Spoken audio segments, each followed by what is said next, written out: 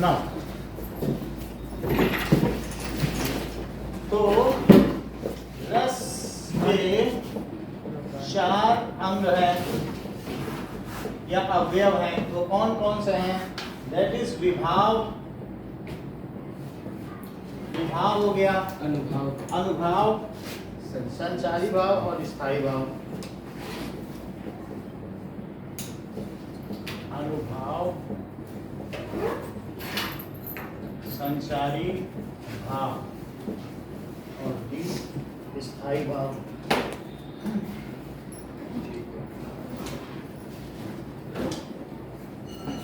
Sir स्थायी भाव, हाँ बताइए सर।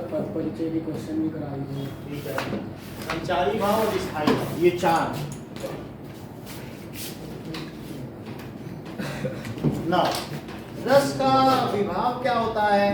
जो पदार्थ या व्यक्ति, रस के हृदय में पदार्थ या व्यक्ति जो क्या करते हैं, जो पदार्थ या व्यक्ति अन्य व्यक्ति के हृदय में जो पदार्थ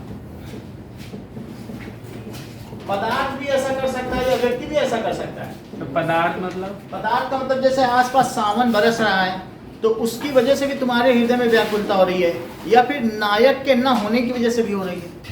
तो नायक यहाँ पर विभाव हुआ, और नायक के विभाव की वजह से, तो अगर नायक की वजह से हो रही तो वो आलंबन विभाव है, और अगर पदार्थों की वजह से हो रही तो उद्दीपन विभाव है। पदार्थ या व्यक्ति अन्य व्यक्ति में क्या करें बताओ? अन्य व्यक्ति में क्या प्रकट करते हैं? भावों को जगाते हैं, भावों को जगाते हैं। अगर नायक जगा रहा है नायिका में, तो व्यक्ति जगाए तो क्या उसको आलंबन कहेंगे? सर ये और अगर पदार्थ जगाए तो सर जो जगाता है उसको आलम्बन कहते हैं। आलंबन कहेंगे। उसी सहारे पे ही तो चढ़ के भाव जग रहे हैं, जो जगा रहा है वो आलंबन हुआ। और या फिर उद्दीपन, किसी की वजह से क्या कहेंगे, ये उद्दीपक है। तुमने अगर हीट को टच कर दिया, उद्दीपक को इंग्लिश में क्या कहेंगे? स्टिमुली। तो उद्दीपक क्या मतलब है? स्टिमुली। जैसा कि आपकी बुक में कंट्रोल एंड कोऑर्डिनेशन में लिखा हुआ है, उद्दीपन अग्नि उद्दीपन है। और क्या उससे हमारे अंदर झटका लगा? तो वो चीज़ है, उससे उसमें जो परिवर्तन हुआ हमारे में, तो वो चीज़ जो परिवर्तन हुआ क्या वो अनुभाव है। स्टिमुली से there is a change in our body, है ना, जब हम टच करते हैं तो वो उसे विभाव कहते हैं। विभाव कितने तरीके के हुए? उद्दीपन हुए, और दूसरा कौन सा हुआ? आलम्बन। आलंबन। अब जरा देखो अनुभाव क्या होता है कि अनुभाव शरीर में उत्पन्न विकार, जैसे हर्ष के आंसू, शरीर में जो भी हो रहा है वो चीज, शरीरगत परिवर्तन। चेंजेस, हाँ, शरीरगत परिवर्तन, बॉडीली चेंजेस। तो मतलब अनुभाव वो है जो विभाव की वजह से जो चेंजेस हो रहे हैं। चेंज हो, body changes, bodily change. That is क्या होगा? स्फूर्ति, स्फुरना आ जाना, रोम रोम का रोमों का खड़े हो जाना, है ना। तो रोम रोम रोमांचित हो जाना, या स्फुरना आ जाना। सब बॉडी में अगर हाइट बढ़े तब भी कहते हैं? नहीं, these are very ephemeral changes। ये क्षणगत परिवर्तन जो किसी भाव के उत्पन्न होने से होते हैं, ठीक है कि नहीं? जैसे अगर आप ये देख लें कि कुछ ऐसी चीजें होती हैं कि नेस्टिक चेंजेस, जैसे आप लोग नहीं देखते हैं कि छुई मुई का पौधा, उसमें किस तरीके के चेंजेस हैं?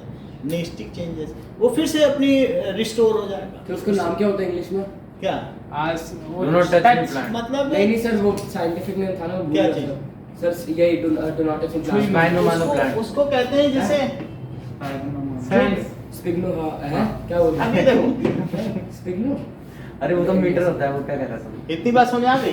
तो रोम रोम रोमांचित हो जाना या स्फुरना हो जाना, कुछ भी हो, टच मी नॉट का पौधा हो या उसका और भी जो भी हो ना, तो छुई मुई का पौधा, उसका नाम होगा, वो हम देख कर बताएंगे।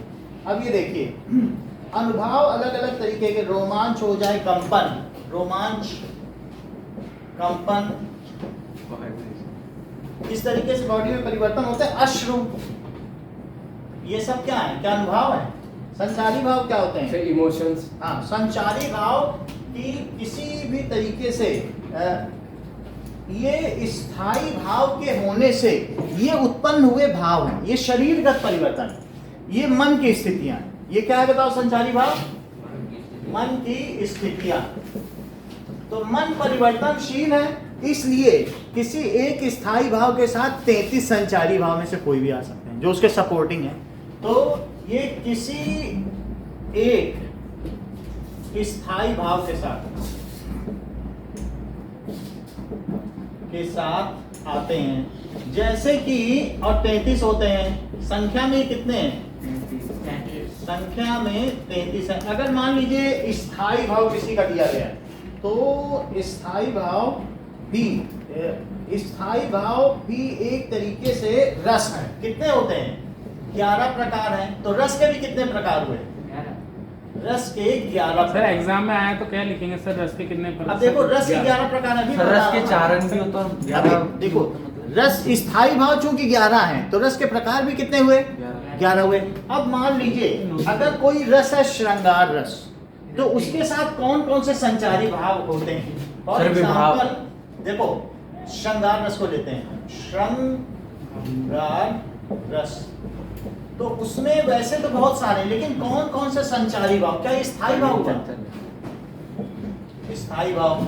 और इसके बाद इसमें क्या क्या चीजें आ सकती हैं? श्रृंगार रस में हर्ष हो सकता है क्या? यस, रति। तो सर दुख। हर्ष भी हो सकता है श्रृंगार रस में, अगर हर्ष आ जाए।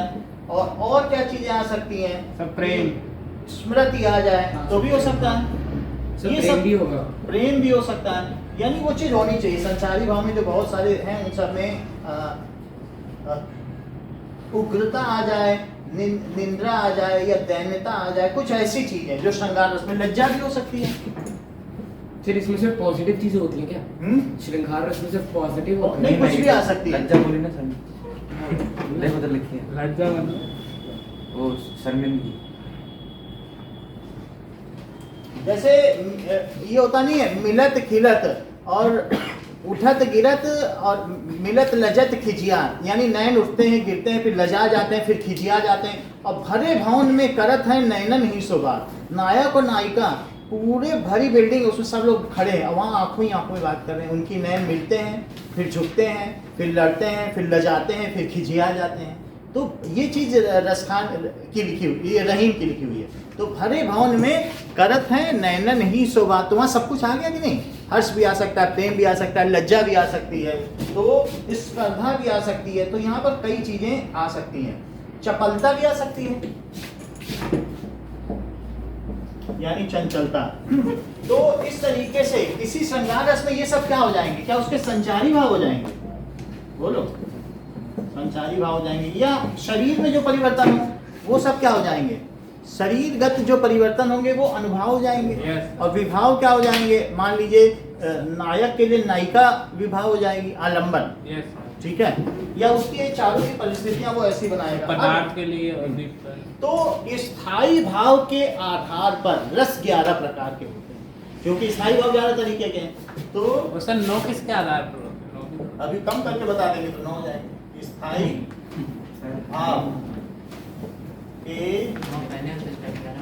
आधार पर रस 11 प्रकार के हैं। पहला है श्रृंगार रस। श्रृंगार रस को क्या रसों का राजा कहा जाता है? Yes, sir. यस। हाँ, एक एक को देखते हैं, एक एक एग्जाम्पल।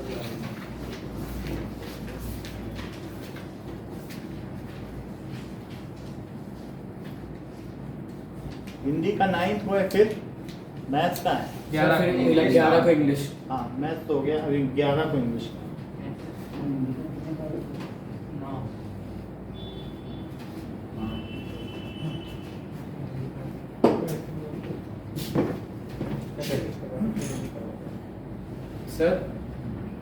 सर अब देखो, आप बोलिए।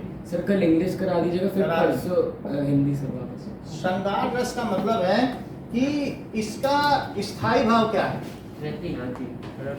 स्थायी भाव रति है। स्थायी भाव रति है। अब देखो, पतरस लालच लाल की और मुरली धरी लुकाए और सौ करे भवन हसे दह का ही नतीजा है। सर स्थायी भाव रति मतलब बता रहा हूं, पतरस लालच लाल की मुरली धरी लुकाए और दे सौह करे भवन हसे और देह कहे नटी जाए। नटी क्या बैठ बोला इसका मतलब क्या है? तो जब आपको ये मालूम है रति कामदेव, मदन किसको कहते हैं बताओ? कामदेव को कहते हैं कि नहीं? सभी को मालूम है। मदन किसी का नाम नहीं स्कूल में क्या? रामदेव। तो जैसा इन्होंने कहा कि मदन कामदेव को कहते हैं, इन्होंने बताया रामदेव। तो आपको मालूम है कि कामदेव को क्या कहा जाता है? क्या श्रृंगार रस का राजा कहा जाता है? कामदेव, है ना? और रति, तो रति उनका स्थायी भाव है। जैसे ये ईश्वर है तो ईश्वर का बिछाया हुआ जाल प्रकृति है क्या?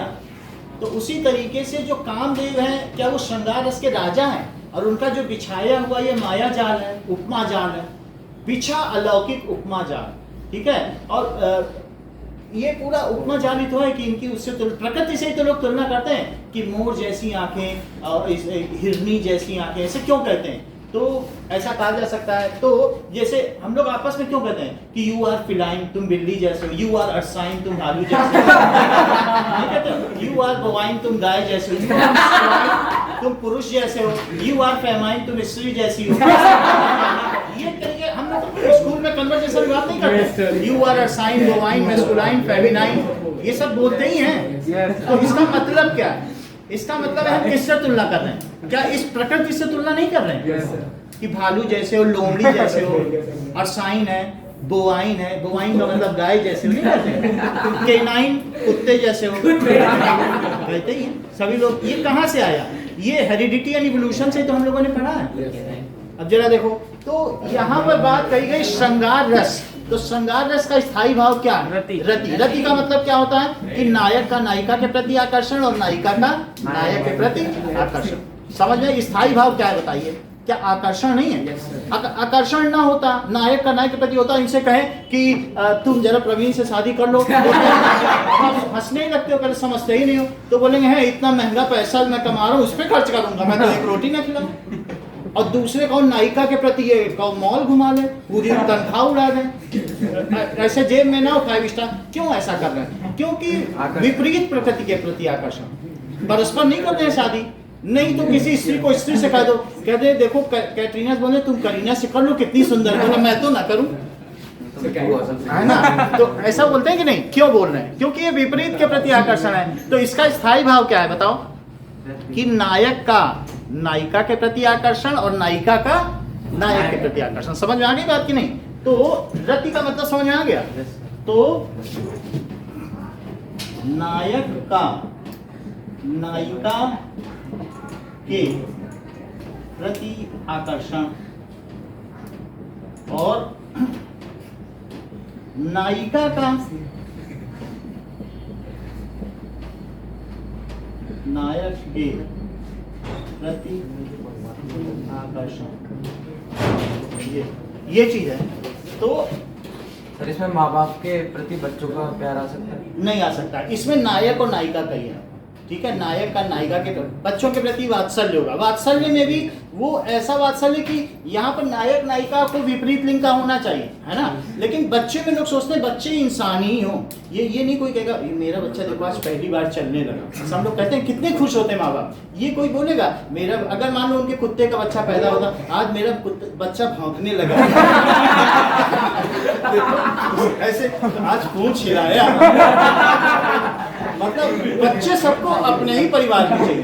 देखो इसकी आंखें देखो कैसी हैं, ये तुमसे मिलती हैं, ये उनसे मिलती हैं। ये कोई नहीं कहेगा ये बिल्ली से मिलती है, कुत्ते से, कोई बोलता है क्या? तो बच्चे सबको अपने ही चाहिए। और लेकिन नायक नायिका है तो वो विपरीत लिंग के प्रति चाहिए। तो रति का मतलब समझ में आ गया कि नहीं? भाई आप हंसेंगे समझ कैसे पाएंगे? पतरस लालच लाल की मुरली धरी लुकाए, यानी कि लाल कृष्ण की बातों के रस के लालच में नायिका ने उनकी मुरली छिपा के रख ली है और दे नहीं रही है। तो वो कहे सौंह करें, वो तो सौगंध खाती कि मेरे पास तो तुम्हारी मुरली नहीं है, सौंह करें, भौहन हंसे, और भौहों से नचा नचा के ऐसे दिख रहा है कि ये इसी ने रखी होगी मेरी मुरली। तो ये जो है कि नटवर नागर ये जानते हैं कि ये मुरली राधिका ने छिपा कर रख ली है, तो सौंह करें, और राधिका भाव से हंस भी रही है कि मेरे पास तुम्हारी मुरली है, बात करेंगे नहीं है, सौंह करें, सौगंध खा रही हैं, और भौहन हंसे, देह कहें कि हाँ मैं तुम्हारी मुरली दे दूंगी, और नटी जाई और मना करती थी मैं तो नहीं दूंगी। तो आप समझिए सब कुछ वो कर रहे हैं, करवा रही नटवर नागर को। तो यहाँ पर क्या बात कही गई है कि भौहन हंसे, तो यहाँ पर आप क्या देख रहे हैं स्थायी भाव, क्या इन सभी में रति दिख रहा है? और ये जो और सारी चीजें जरा देखिए, रति का मतलब क्या होता है? रति का मतलब है कि आकर्षण, कि जैसे कहें कि मेरी तो राम में रत हो गई, रति हो गई यानी आकर्षण हो गया कि नहीं। रति का ऐसे भी जो इस्तेमाल दैनिक बोलचाल की भाषा में करते हैं वो भी ठीक है, लेकिन फिर भी रति का एक जो भाव होता है वो नायक का नायिका के प्रति आकर्षण होता है, ठीक है कि नहीं।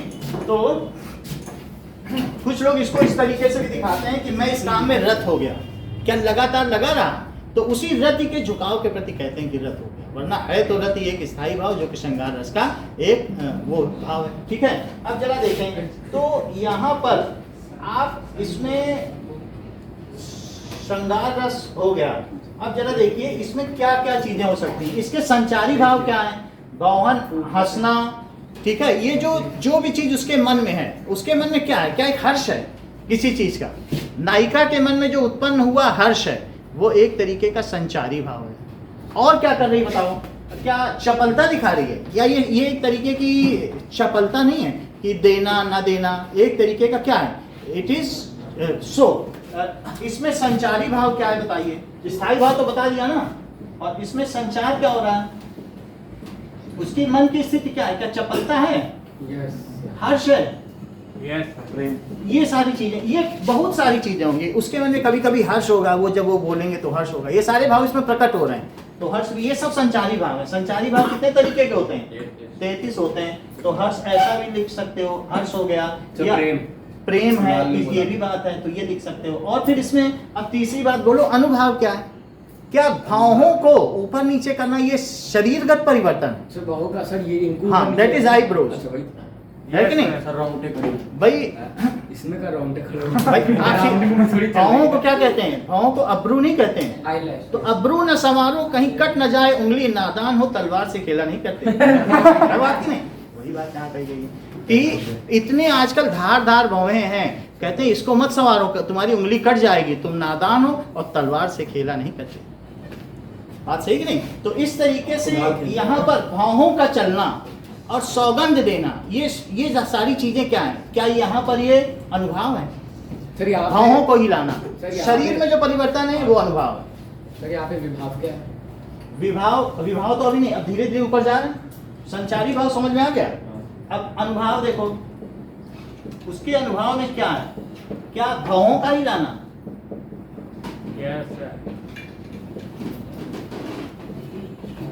और बोलो विभाव क्या है, पतरस लालच लाज, आलंबन क्या है यहाँ पे, नायक है क्या, और दूसरा उद्दीपन क्या है, मुरली। तो ये इन्हीं की वजह से ये सारा काम हो रहा है। तो आलंबन में आप लिख लो, इसमें आलंबन विभाव, आलंबन कौन है, मोहन, समझ में आ गई बात। अब जरा देखिए कि निस्दिन बरसत नयन हमारे, सदा रहती वर्षा ऋतु हम पर, जब से श्याम सिधारे, यहाँ पर क्या क्या चीजें आप लोग बताइए। दूसरा उदाहरण,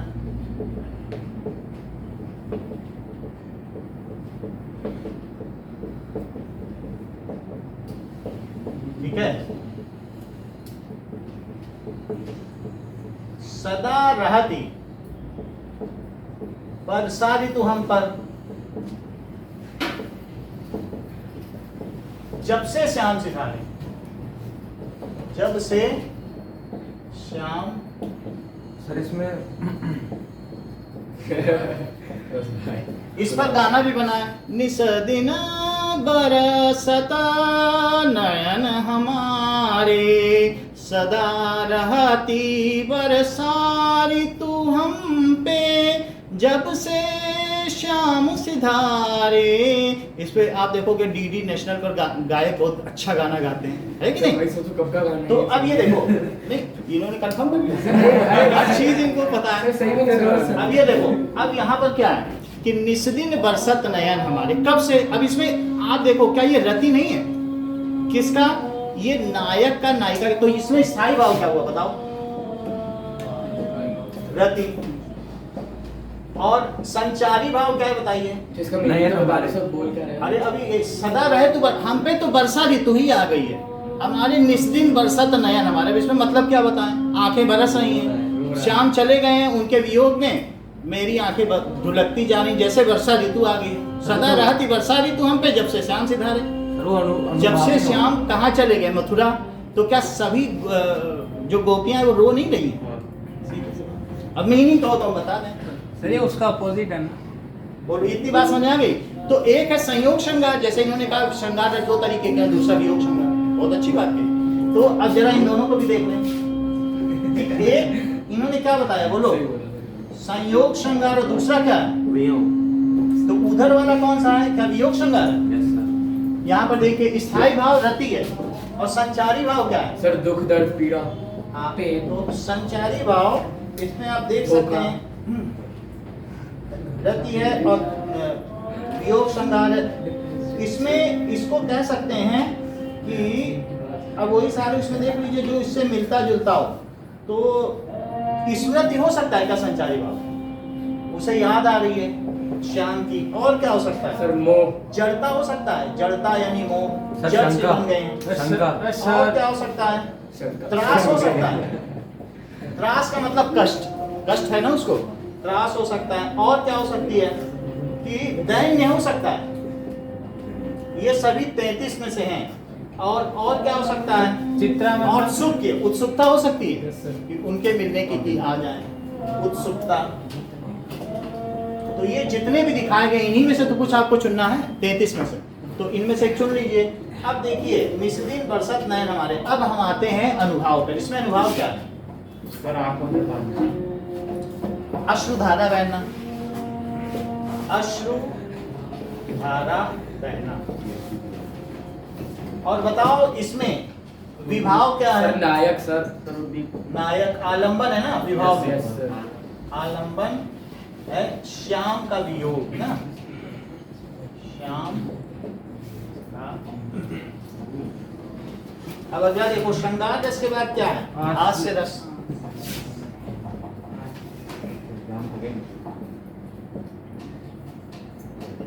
और वो जैसे वो शिव जी की शादी नहीं होती, शिव जी बिहाने चले पालकी सजाई के, प्रभु ते रमाई के हो राम। फिर उसके बाद वो आते हैं कि उनके जो साथ में चलने वाले गण लोग हैं, किसी का हाथी जैसा मुंह है, किसी के दो ये लटके हैं। तो वो जब वो पूरा गीत चलता है तो उसमें ये दिखाते हैं कि किस तरीके से हास्य, पूरा गीत ही तो हास्य वाला। शिवरात्रि के दिन निशान डांस कर रहा था। नहीं आप ये देख लो, ये पूरा गीत ही हास्य वाला।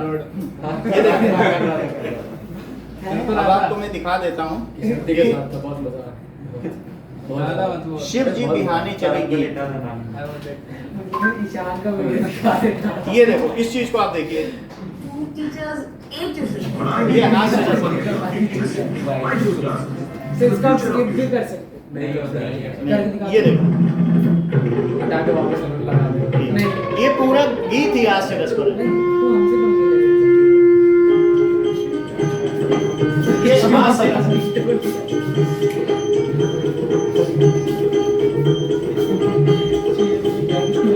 ये तो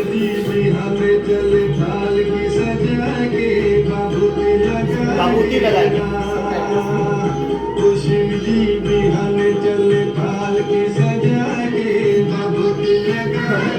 ये उनके गण हैं।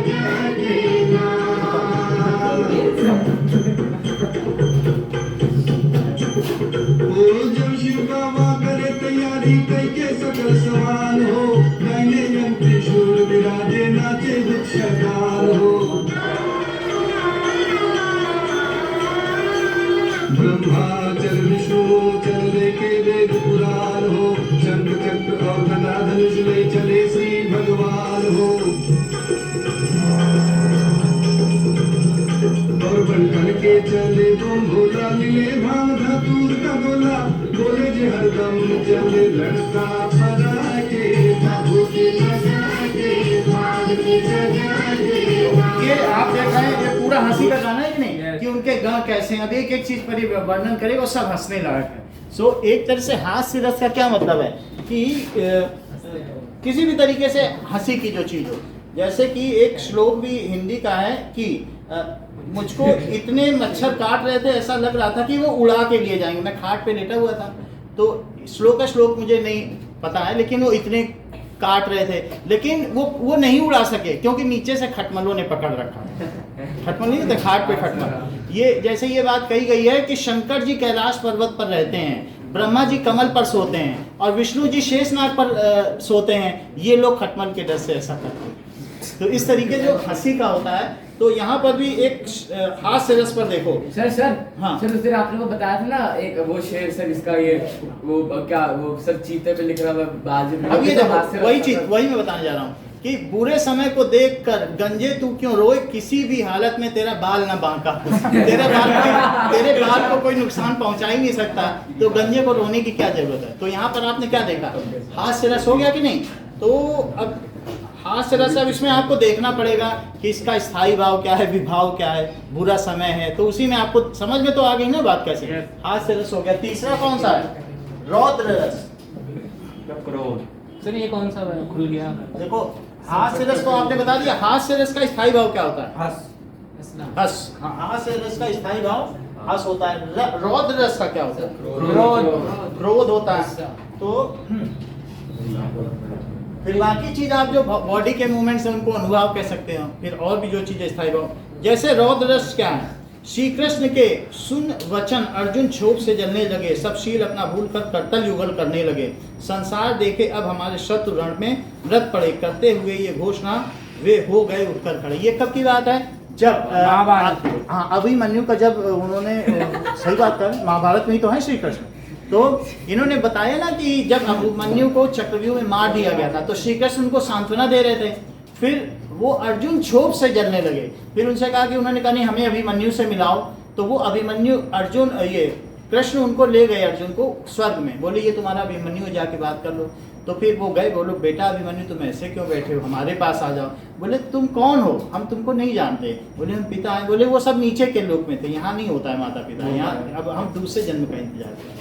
तो ये चीज ये अभी आप लोगों ने जिन्होंने भी इन्होंने पढ़ रखी तो बता दिए, लेकिन बाकी लोग भी जाने इस बात को, तो क्षोभ से जलने लगे कि नहीं हमें उनका बदला लेना है, बात कही कि नहीं। तो फिर ये बात हो गई।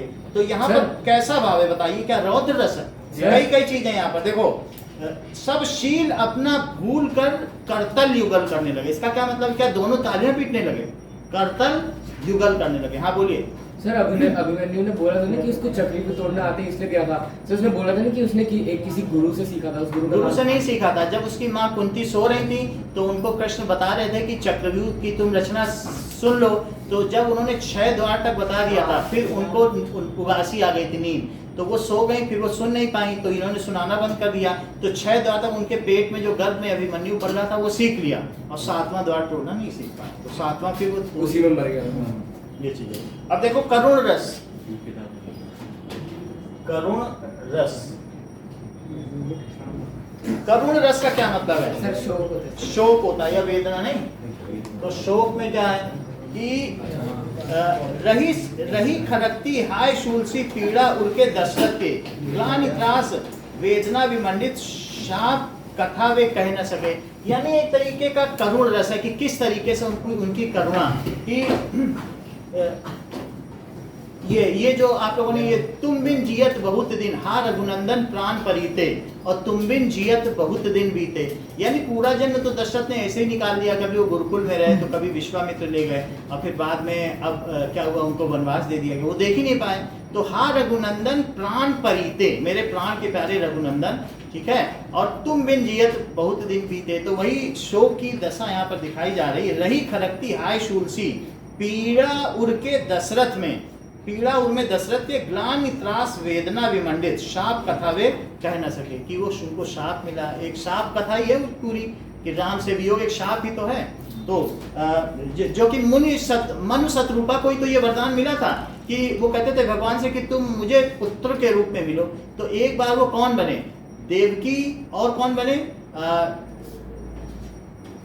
देवकी और वसुदेव बने। तो उनके बाद एक बार उनके वो उर में उन्होंने जन्म लिया, और एक बार कौन बने, कौशल्या और दशरथ बने, तो तब लिया जन्म। तो यहाँ पर वही बात है कि लेकिन वो उनके साथ रह नहीं सके, भले ही उनके पुत्र बने हो लेकिन उनके साथ वो रह नहीं सके। तो यहाँ पर यही बात दिखाई गई है कि हा रघुनंदन प्राण परीते और तुम बिन जियत बहुत दिन बीते। अब अगला कौन सा है, करुण करुण रस हो गया, वीर रस।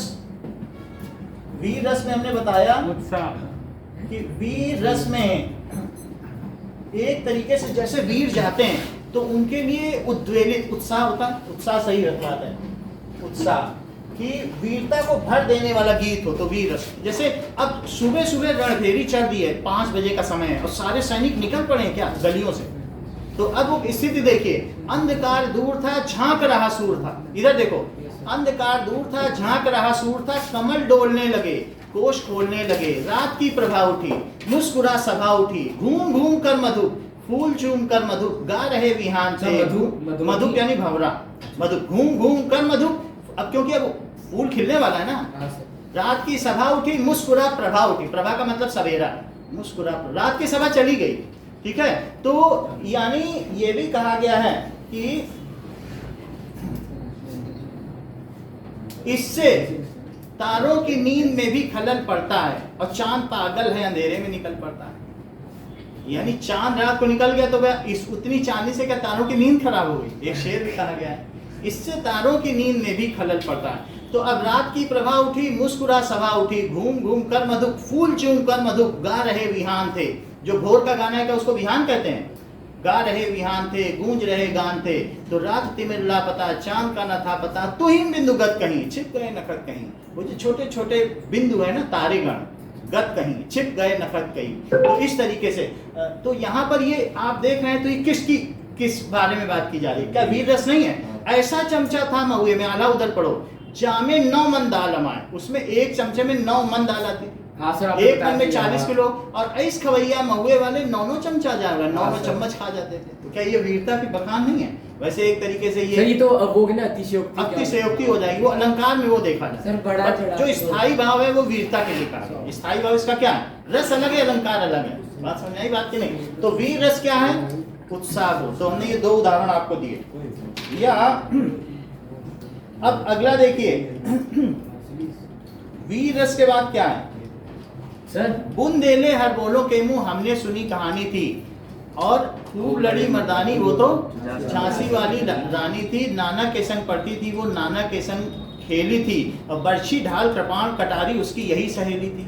ठीक है, तो ये जब पूरे आप पढ़ेंगे तो बहुत अच्छा लगेगा। तो यहाँ पर विजयी रानी आगे चल दी और होने लगे वार पर वार, तो घायल होकर गिरी सिंगनी उसे वीर गति पानी थी, और बुंदेले हर बोलों के मुंह हमने सुनी कहानी। तो ये यहाँ पर ये बात कही गई, तो ये क्या वीर रस का उदाहरण है। ये पूरी कहानी कैसे है, बुंदेलों के मुंह से हमने बात सुनी थी, क्योंकि वो बुंदेलखंड एरिया कहलाता है झांसी।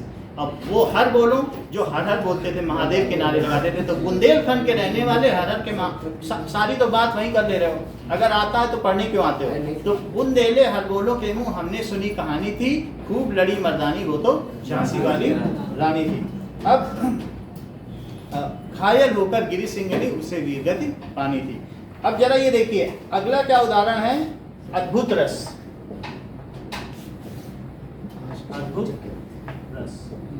अद्भुत रस का स्थायी भाव क्या है, आश्चर्य विस्मय।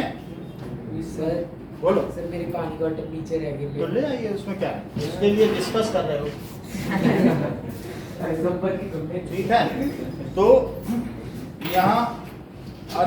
यहाँ देखिए अद्भुत रस में क्या है, देख यशोदा शिशु के मुख में सकल विश्व की माया, क्षणभर को वह बनी अचेतन हिल न सकी कोमल काया। यानी जब कृष्ण ने अपना मुंह खोला, क्यों खोला अपना मुंह, क्योंकि उन्होंने कहा कि क्या तुमने मिट्टी खाई है, तो फिर उन्होंने चेक करके दिखाओ मिट्टी खाई नहीं, तो पूरा विश्व उनके मुंह में था। तो ये क्या अद्भुत रस है कि उनके मुंह में सारा ब्रह्मांड देख लिया। विस्मय मतलब विस्मय यानी आप किसी भी चीज को अचंभित रह जाते हो, देखा कुछ और अचंभे से भर गए, तो ये विस्मय हो जाए। तो इसको अद्भुत रस कहते हैं कि ऐसा भी हो सकता है। मान लो अगर आप ये लेविटेशन देखें अर्थ का, अरे ये हवा में कैसे तैर रही है, तो क्या विस्मय नहीं हो जाता है? ये कैसी साइंस है? सर पर अब तो पता चल ही अब गया। पता चल गया। नाउ विभत्स रस, कैसे मैग्नेटिक विभत्स रस वही चीज है जैसे ट्रेन हवा में चलती है, मैग्नेटिक लेविटेशन ट्रेन। अच्छा, विभत्स रस का क्या मतलब है? क्या इसमें जुगुप्सा का भाव रहता है? नहीं रहता है। एक तो पहनाव रहता है, जानते नहीं तो मना क्यों? पहले नहीं रहता है। जुगुप्सा का मतलब क्या होता है? घृणा। घृणा, तो घृणा की बात रही तो विभत्स कहते हैं कि बड़ा भयानक। जैसे पंछी चुभला चुभला कर खाते, मांस नोच नोच कर ले जाते। तो वहां जब शव पड़े हैं महाभारत में, तो उनको क्या वो चोंच मार मार के चुभला के खा रहे हैं, तो घृणा की भावना नहीं आ रही। और मांस नोच, आंखें निकाल उड़ जाते और क्षण भर उड़कर फिर आ जाते हैं। तो घृणा तो फिर डिस्गस्टिंग, मतलब it is a kind of disgusting. इसमें आपको अच्छा नहीं लगेगा सुनने में। आंखें निकाल कर उड़ जाते और क्षण भर में फिर आ जाते। फिर शव जीभ खींच कर कौवे चुभला कर खाते, शव की जीभ खींच ले जाते हैं और फिर उसे मजे से खा रहे हैं। सर हमें भी हो रही है। अब हो रही है तो भोजन में श्वान लगे, मुर्दे थे ऊपर लेटे। भोजन में देखो, भोजन में श्वान लगे थे, सारे कुत्ते उसको खा रहे थे और शव भोजन मुर्दे थे भू पर लेटे और खा मांस चाट लेते थे चटनी सैम बहते बहते बेटे। तो वो मतलब सारा मांस खा रहे थे। तो ये एक तरीके की घृणा का भाव होगा ना। तो भयानक रस क्या होता है? प्राण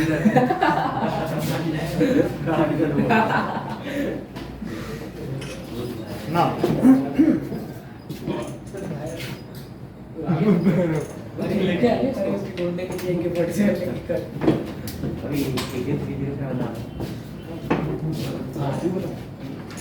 चलिए,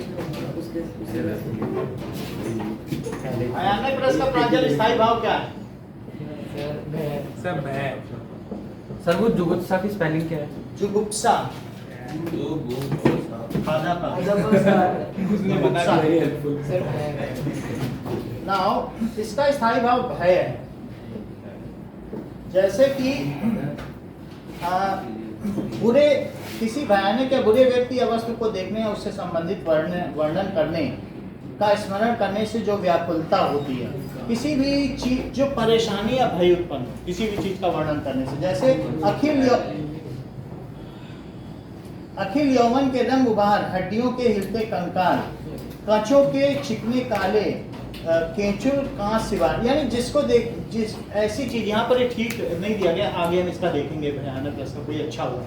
तो भयानक रस का उदाहरण ऐसा हो कि जिससे भय की वो ना, और कोई देख लेते हैं। भयानक रस का उदाहरण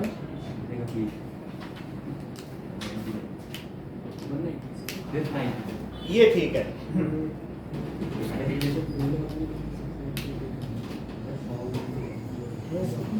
देखो, एक ओर अजगरही लगी, एक ओर मृगराय और विकल बटोही, बीच ही परे मूर्छा था। सही है भयानक रस? रिपीट करो। एक ओर अजगरही लगी, एक ओर मृगराय और विकल बटोही, बीच में परे मूर्छा खाए। सर एक तरफ अजगर और एक तरफ क्रोकोडाइल, वही बोल रहे हैं। यही चीज है। तो एक ओर अजगरही लगी, एक और मृगराय और एक और क्या है? मृगराय का मतलब जानते हो? सर मगरमच्छ। मृगराय सिंह को कहते हैं। मगरमच्छ क्यों बोल रहे हो? जो हिरणों को खाए वही तो मृगराय है, मृगों का राजा। तो अब देखिए कि अजगरही लगी, एक और मृगराय और विकल बटोही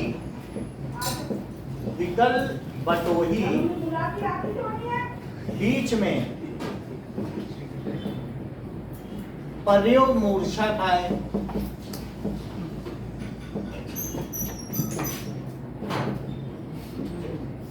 मूर्छा खाए इस तरीके से। तो यहां पर आपको क्या चीज दिख रहा है? तो कई चीजें दिख रही हैं। इसका स्थायी भाव क्या है? बोलो। स्थायी भाव भय है। फिर और अब देखिए आलंबन क्या है, अजगर सिंह, ये सब आलंबन है, ठीक है। तो अजगर और सिंह क्या है, यात्री, यात्री, ये भाव कैसे उत्पन्न किया गया है, यात्री अजगर और सिंह के द्वारा उत्पन्न किया गया है क्या, और सिंह, तो ये सब क्या है, क्या ये आलंबन विभाव है, विभाव तो है लेकिन उद्दीपन विभाव है कि आलंबन, इनका सहारा दिया गया है, आलंबन विभाव है। कोई प्रकृति या पदार्थ तो नहीं है ना, पदार्थ या प्रकृति होता तो उद्दीपन विभाव होता। फिर तीसरी बात क्या है कि अजगर और सिंह की भयानक आकृतियां, उनकी चेष्टाएं, ये सब क्या है, तो मूर्छा आना, ये सब क्या है, इनसे जो मूर्छा आई है क्या वो अनुभव है, यात्री को जो मूर्छा पड़ गई वो क्या है, शरीरगत परिवर्तन है, तो मूर्छा आना अनुभव है। और फिर संचारी भाव क्या है, बोलो, क्या उसकी विकलता ये संचारी भाव है, बोलो सर हाँ, ठंड सी लग रही है। ये तो सर्दी अभी सही बात है, इसको ही रोको।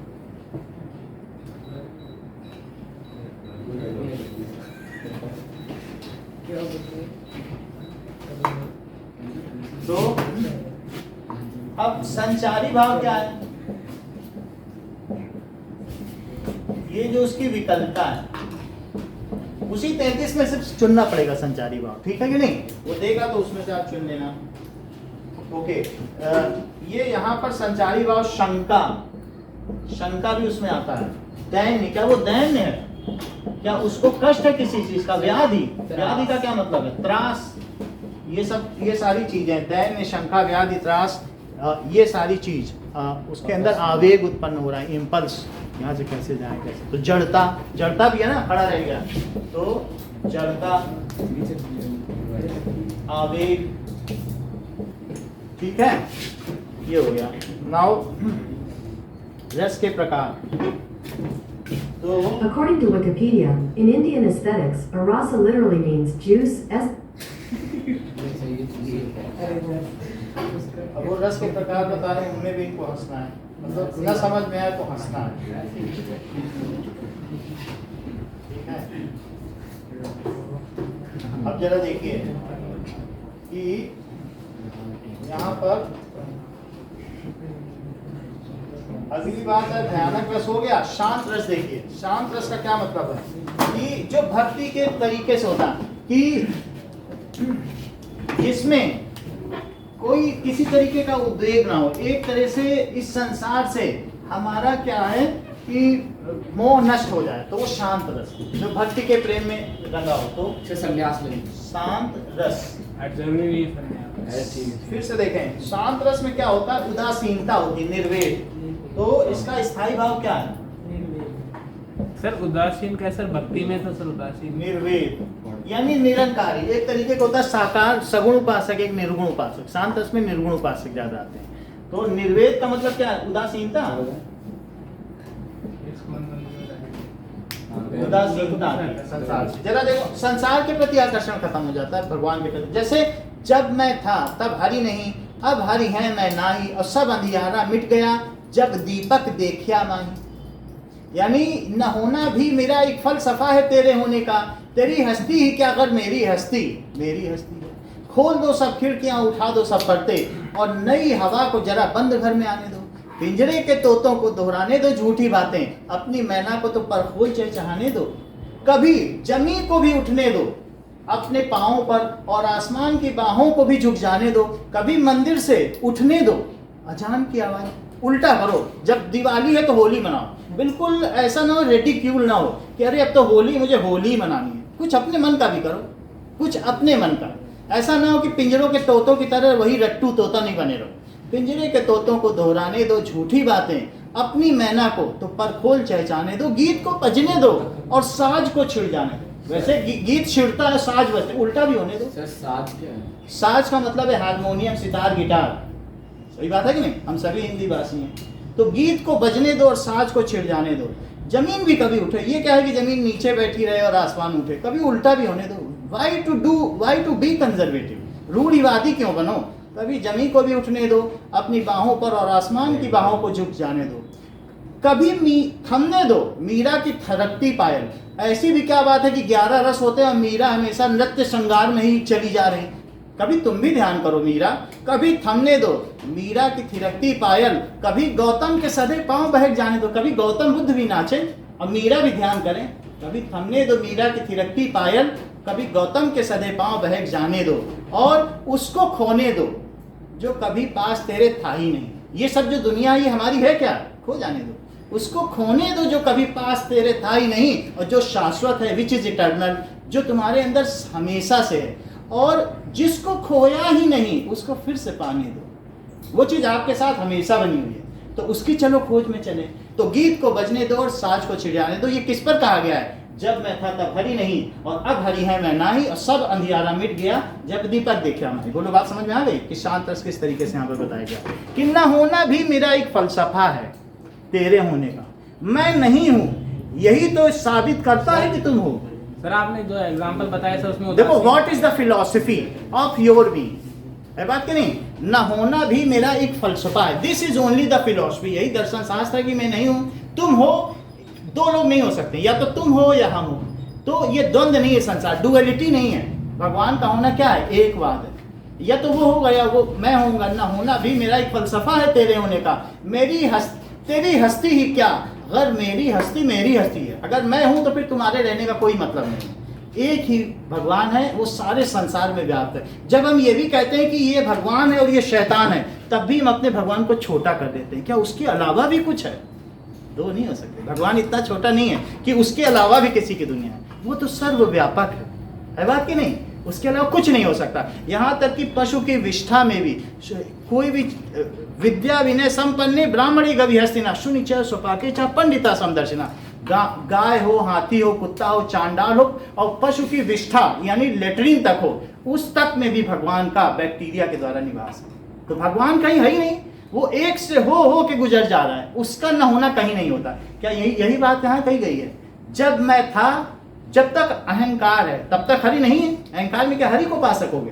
जब मैं था तब हरि नहीं, अब हरि हैं, मैं नहीं। और सब अंधियारा मिट गया जब दीपक देखा मैं। जब मुझे दीपक दिखाई पड़ गया, तो अब कोई ऐसी बात है, कोई डाउट की बात? भाई आप टिक टिक टिक टिक टिक टिक करके चलते जाते हो, तर्क की लकड़ी से चल रहे हो। अगर कमरे में अंधेरा, और अगर मान लो रोशनी जल गई, तो क्या ये लाठी से चलोगे कि लाठी छोड़ दोगे? तब तर्क की नहीं है। कोई पूछे नहीं भगवान ऐसे होते हैं वैसे होते हैं, लेकिन जिसने देख रखा है वो चुपचाप बैठा है। वो क्या करेगा? जिसने रस खा रखा है वो गूंगे का गुड़ है, फिर वो थोड़ी सबको बताएगा। तो उसी तरीके से जिसने देख रखा है वो बात नहीं करेगा तर्क के विषय में। नहीं तो आज डिबेट होती रहती न्यूज में, सब लोग अपने अपने तर्क लगा। तो यहाँ पर ये शांत रस का क्या मतलब? इसका उदासीनता समझ में आई कि नहीं? कि ज्ञान होने पर, परमात्मा के वास्तविक रूप का ज्ञान होने पर मन को शांति मिलती है। तो इस तरीके के जितने भी भक्ति रस हैं उनका एक स्थायी भाव शांत रस भी तो है, निर्वेद है कि नहीं? अगला देखो, वात्सल्य रस।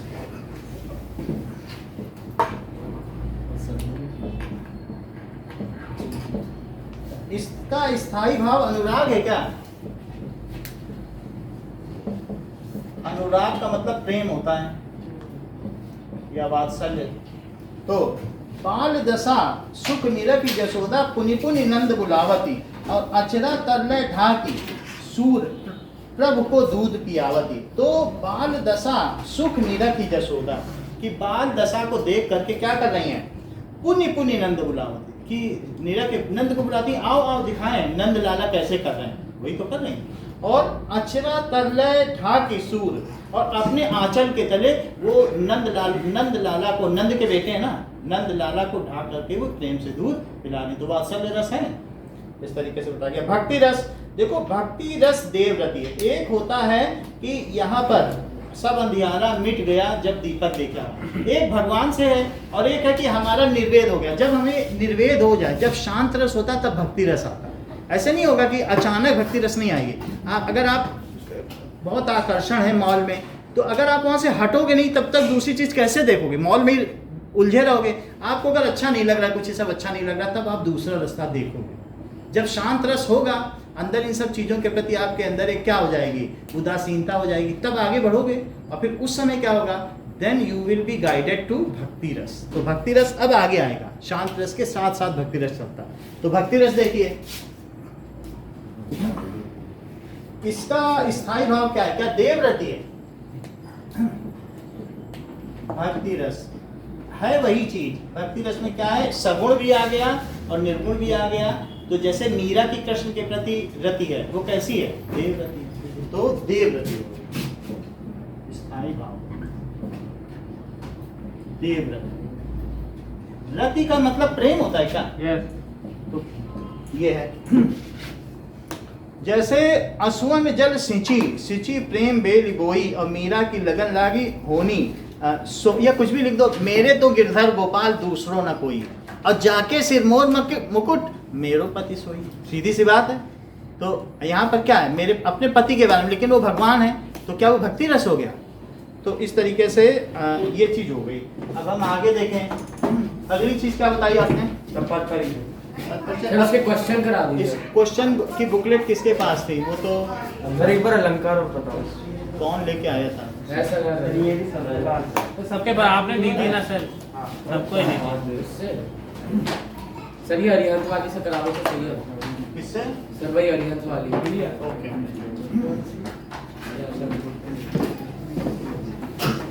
लाइक तो सर श्रीराम के पास हो, श्रीराम के पास सर श्रीराम के पास है वो। हाँ और ये वाली नहीं है तो स्कूल वाली है। सर स्कूल वाली। और आपने ही दी थी सर लेकर। हम लेके क्या करें? आपको पढ़ना है, नंबर लाना है। चलो देखो, दूसरों की चीज पे सभी बड़े दानी बनते हैं, हम अपनी चीज छिपा के रखेंगे। सर गाय है सर। सर शरार में रोदरस दिख रहा है। अब देखो इन्होंने तो रति दी है। आपकी बुक में दिया है कि स्थायी भाव अनुभाव ये 8 माने गए, ठीक है कि नहीं? तो इसमें अनुभाव में भी आप लोग ये पढ़ लीजिएगा कि कितने तरीके के 8 अनुभाव हैं। संचारी भाव भी बहुत सारे बताए गए हैं। Yes. एक बार आप पढ़ लोगे तो पता चल जाएगा। Yes. और फिर सारे रस के एक एक उदाहरण भी देख लेना। अब आगे आता है पद परिचय, तो सर ने करा दिया था। पद परिचय हो गया, और भी इसके देख लो। क्वेश्चंस। पद परिचय और क्या है? और सर वो सर बाद के वाच्य पद परिचय रस। सर वाक्य वाच्य हो गया। वाक्य भी हो गए। सर वाच्य नहीं हुआ, वाच्य नहीं हुआ। कब हुआ? उसके क्वेश्चंस नहीं हो, कुछ भी बोल रहे तो कुछ भी। चलिए नाउ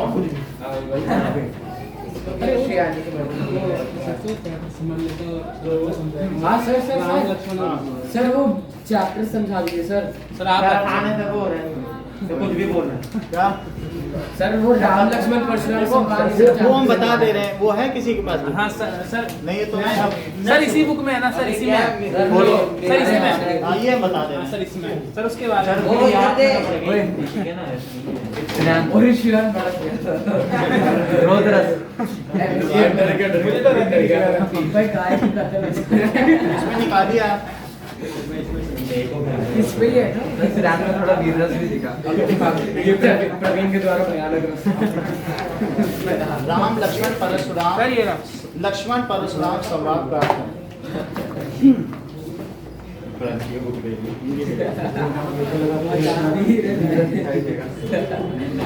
गाय बोला गाय खेत में रहती है। सर ये गाय खेत में रहती है, खेत में और नहीं आ रहा। फालतू करने के बारे में क्या बोला? मैंने तो पूछ रहा था उसको। भैंस रहती है और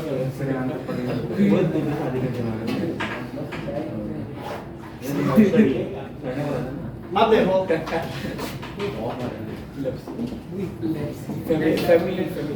चलिए देखो, नाथ शंभु धनु भंजनिहारा, यानी इसका मतलब क्या है?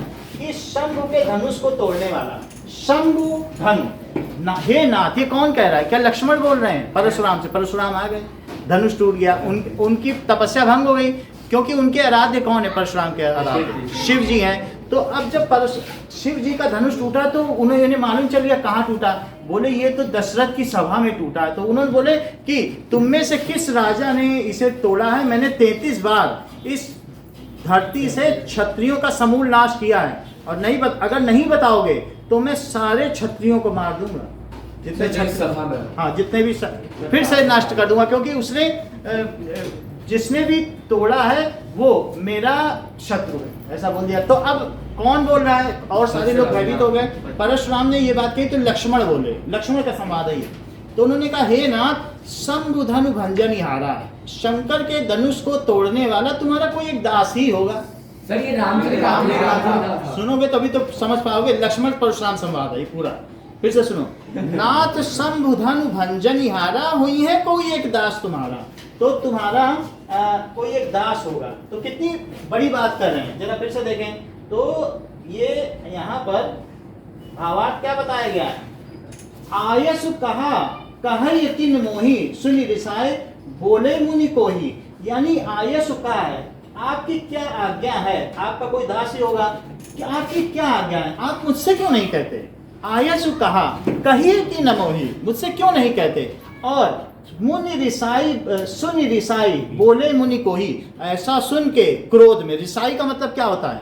रिसा करके यानी खिसिया कर, ऐसा सुनकर खिसिया कर मुनि कोहि, क्या क्रोध में बोले? सर ये लास्ट पे है सर ये सच्ची में सर राम जी ने कहा था सर कि दास वाला। सर ये आपने क्वेश्चन दिया हुआ पीछे आंसर राम से। अब दास देखो, कौन है? श्री राम लक्ष्मण परशुराम का संवाद। सर ये दास वाले से उन्होंने कहा था। अच्छा चलो इसको देख लेते हैं, सर गलत वेबसाइट अभी देख लेते हैं क्या। अभी थोड़ा सा ऊपर चलते हैं। सर बुक में से देख लो। हाँ सर राम जी ने ही बोला। किसने बोला था? तूने। प्रवीण के मुंह से सुनकर अच्छा लगा। तेरे के बोल। इसको देख लेते हैं।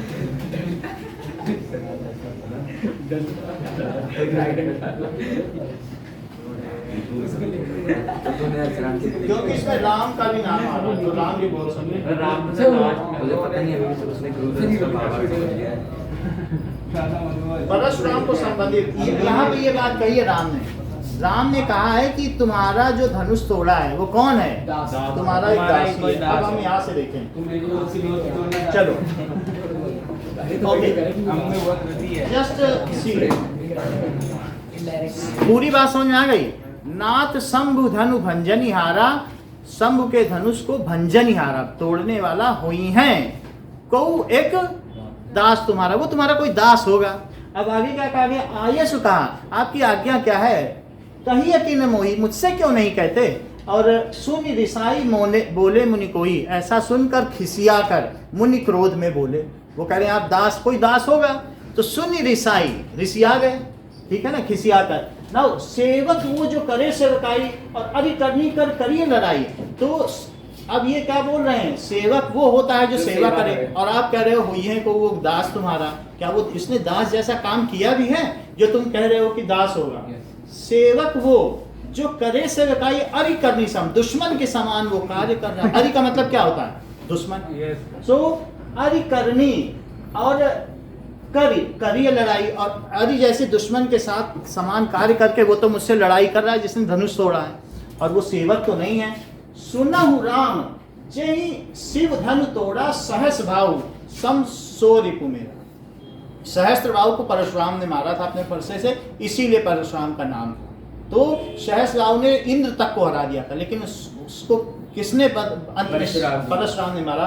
तो सुनहु राम जय शिव धनु तोड़ा, जिसने शिव का धनुष तोड़ा है वो सहस्त्र भाव के समान ही मेरा शत्रु। आगे क्या कह रहे हैं? सहस्र बाहु सब सो रिपु मेरा, तो ये नहीं कि सहस्त्र बाहु के समान वह रिपु है, वह हमारा दूसरा शत्रु है। समझ में आया कि नहीं? जैसे हमने उसे मारा उसको भी मैं मार दूंगा। सो बिलिगाओ बिहाई समाजा, वो अलग हो जाए, बिहाई समाजा, समाज को छोड़ के हट जाए अब यहाँ से। सो बिलिगाई यानी नहीं तो मैं सबको मार दूंगा अगर वो नहीं अलग होगा। सो बिलिगाई बिहाऊ समाजा, समाज को छोड़ के अलग हो जाए। और न तब मारे जई हैं सब राजा, और अगर वो ऐसा नहीं करेगा तो क्या सारे राजा मारे जाएंगे? धरती नरेशों से विहीन हो जाएगी। और सुनि मुनि वचन लखन मुस्काने, अब लखन का संवाद आया, ठीक है। बोले परशु धरहि अवमाने, तो वो उसकी उनकी अवमानना करते हुए, क्योंकि वो परशुधारी है, क्या फरसाधारी, इसलिए उनको परशुराम कहा गया। Yes. परशु का मतलब फरसा होता है ना, तो फरसा तो जानते हो। Yes, sir. तो उन्होंने अब सुनि मुनि वचन लखन मुस्काने, ऐसा सुनकर लक्ष्मण मुस्काने लगे और फरसे को धारण करने वाले मुनि से वे अवमानना के शब्द बोलने लगे। अवमानना का मतलब है उनके तिरस्कार के स्वरूप शब्द बोलने लगे। क्या बोले हुए? बहु धनुही तोरी लड़काई, अब कबहू ना ऐसी ऋषि कीनी को साई, मैंने तो बचपन में बहुत सी धनुहियां तोड़ दी, बहु धनी तोड़ी, और तब तो मुनि इतने कभी नहीं रिसाए, तब तो आपने कभी न क्रोध किया, मैंने तो बचपन में बहुत खेल खेल में तोड़ दी होगी, तब आप नहीं कहे बहु धनुही तोरी लड़काई कबहू ना ऐसी ऋषि कीनी गोसाई, ये धनु पर ममता के हेतु सुनी रिसाई, कह रघुकुल केतु। रघुकुल के जो पुत्र हैं तो वो ये रघुकुल के केतु, केतु का मतलब होता है सूर्य, रघुकुल है ना उनका, परशुराम का कुल कौन सा है? इनका रघुकुल है और उनका कौन सा है? रघुकुल है ना। तो रघुकुल के हे सूर्य, तुम क्यों क्रोध कर रहे हो और इस धनुष पर तुम्हारी इतनी ममता क्यों है? यही धनु पर ममता के ही है, तो इसी धनुष पर क्यों इतनी ममता? और इसी धनुष को सीता जी ने एक बार उठा के रख दिया था यहाँ से। दशरथ ने सोचा कि जब ये उठा सकती है तो अब जो इस पर प्रत्यंचा चढ़ा देगा, तोड़ने की बात नहीं की थी, तो वो बोले ये तो पुराना धनुष था तो टूट गया। लक्ष्मण बोले अब ये जीर्ण ऋषि अवस्था में वो तो प्रत्यंचा ही चढ़ा रहे थे, टूट गया तो हम क्या करें, ऐसा बोले। तो यही धनु पर ममता के ही है, तो सुनी रिसाई, कहे भृगु क्यों आप इतने रिसिया रहे हो, कितने रुष्ट क्यों हो रहे हो? रे नृप बालक काल बस बोलत तो ही न संभाल, हे राजा के बालक तू काल बस हो करके संभल कर नहीं बोलता। नृप बालक है, लक्ष्मण किसके बालक हैं? राजा के लड़के। रे नृप बालक काल बस, तू काल के वशीभूत हो गया, तू तेरे पर काल का साया आ गया है, अब तू बचने वाला नहीं है और इसी वजह से तेरी बुद्धि फिर गई है। रे नृप बालक काल बस बोलस तो ही न संभाल, इसीलिए तू कुछ भी बोले जा रहा है। निर्लप बालक काल बस बोलत तो ही न समार, और धनु ही सम त्रिपुरारी धनु अविदित सकल संगार। क्या तुम्हें इस त्रिपुरारी का, क्या तीनों पुरों यानी तीनों लोगों के सम्राट को त्रिपुरारी कहा गया? तो उनके धनुष की तुलना तू धनु ही से कर रहा है। धनु ही सम त्रिपुरारी धनु अविदित सकल संसार, जिसकी सारे तीनों लोकों में चर्चा है, यश है, तो उस धनुष की तुलना उस त्रिपुरारी के, त्रिपुरारी का मतलब समझते हो? तीनों लोगों के स्वामी की तुलना तू धनु ही से कर रहा है, किसी लकड़ी की धनु ही से कर रहा है। अब आगे देखिए, आओ रामचरितमानस का है। अब जरा देखिए कितना सुंदर लिखते हैं, है ना, कितना फ्लो है हर चीज में। अब आगे देखिए, इसमें और आगे नहीं है क्या? सर ये आप ज्यादा नीचे आ गए सर, नहीं ऊपर ही था सर। नहीं ऊपर नहीं था, कितना ही वो तो उसका वो हिंदी में दे रखा था सर मैनुअल बेंच की नोट नहीं। अब इसके आगे चलते हैं, 2 पेज पे। अच्छा ये इस पैराग्राफ के क्वेश्चन, ये अभी आगे कि नहीं? आप किसी दूसरी साइड पे चलें।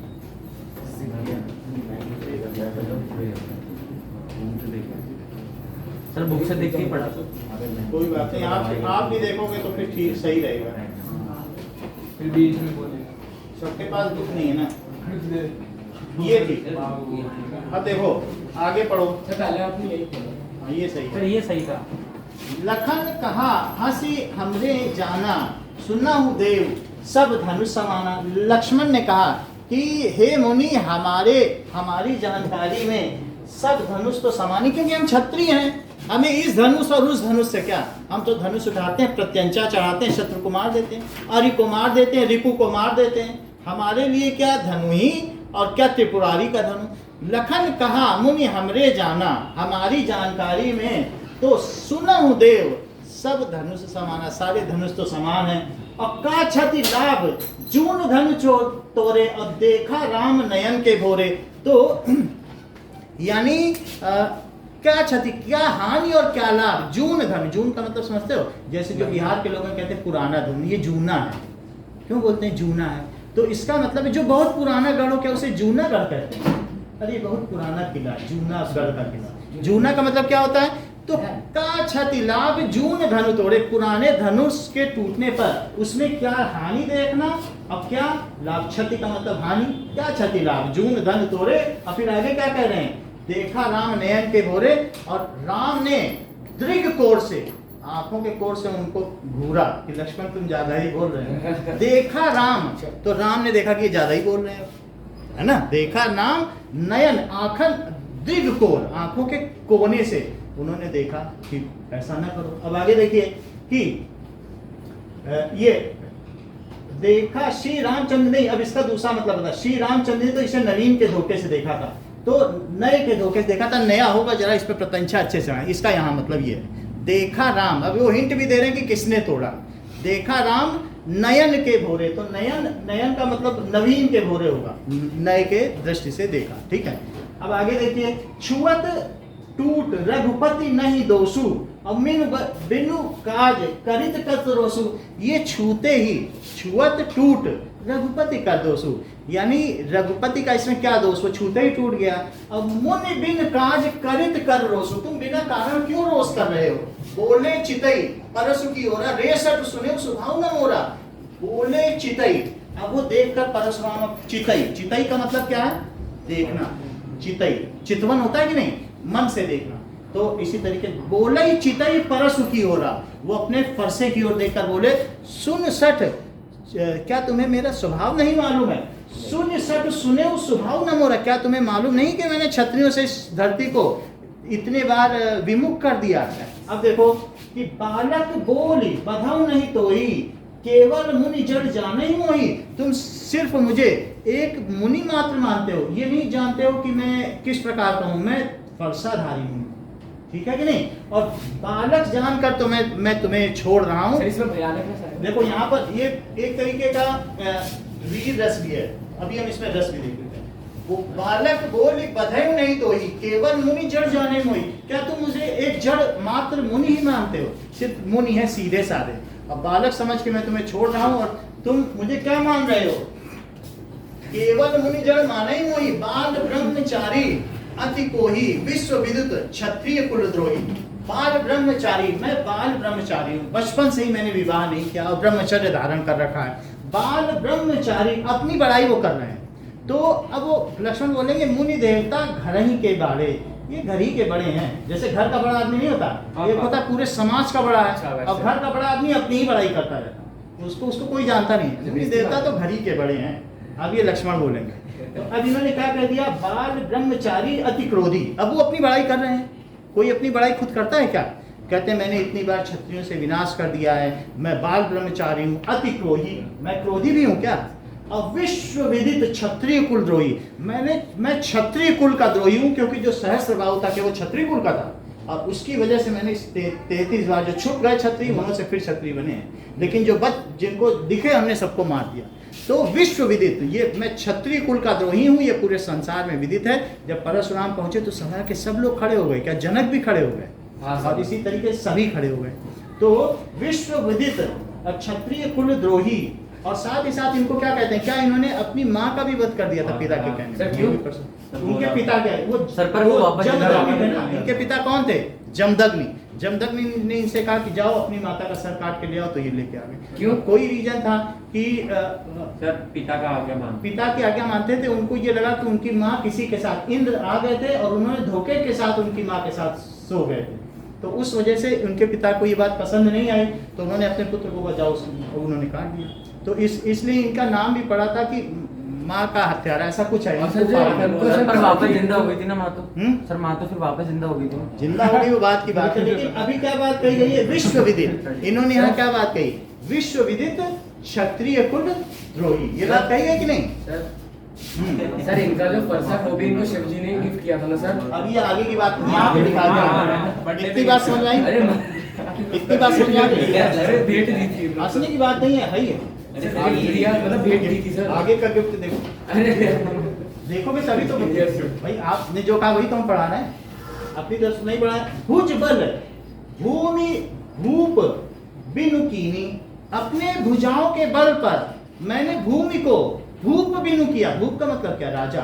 मैंने भुज के बल पर भूपि को, मतलब भूमि को भूप बिन कर दिया, इस धरती को किसके विहीन कर दिया, राजा के विहीन कर दिया। आगे क्या है, विपुल बार मही देवन दीनी, और कई बार मैंने इसे किसको दे दिया, राजाओं से हटा करके इसे ब्राह्मण को दान दिया ऐसा।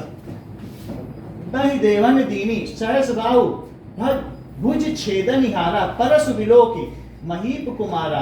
मैंने सहस्र बाहु की भुजाओं का क्या छिद्रन किया है, क्या उसको छेद डाला है? ऐसा उनको उखाड़ दिया था भाई, उखाड़ दिया है। और इसलिए महीप कुमार, हे राजा के पुत्र, तुम इस फरसे को देखो, इसी के द्वारा मारा है मैंने सर। समझ में आई बात की नहीं? अब देखिए कि मातु पिता ही जन सोच बस करसी महिष किशोर गर्भन के अर्भन दनन परसु मोरति गोल। बताओ इसका अर्थ। सर वो ये बोल रहा था कि सर सर जैसा कि उन्होंने बताया कि मातु पिता ही जन सोच बस, माता पिता को के देखो, ये मातु पिता ही जन सोच बस करसी महिष किशोर,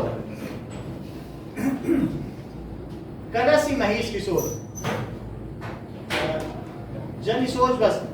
महिष किशोर का मतलब है कि राजा के बेटे, तू अपनी माता पिता को सोच के वशीभूत मत कर, ऐसा ना हो कि वो विलाप करने लगे। सोच का मतलब यहाँ शोक है। तो हे महिष किशोर, यानी नृप बालक, नृप किशोर हो या महिष, नृप का पर्यायवाची क्या है? महिष है।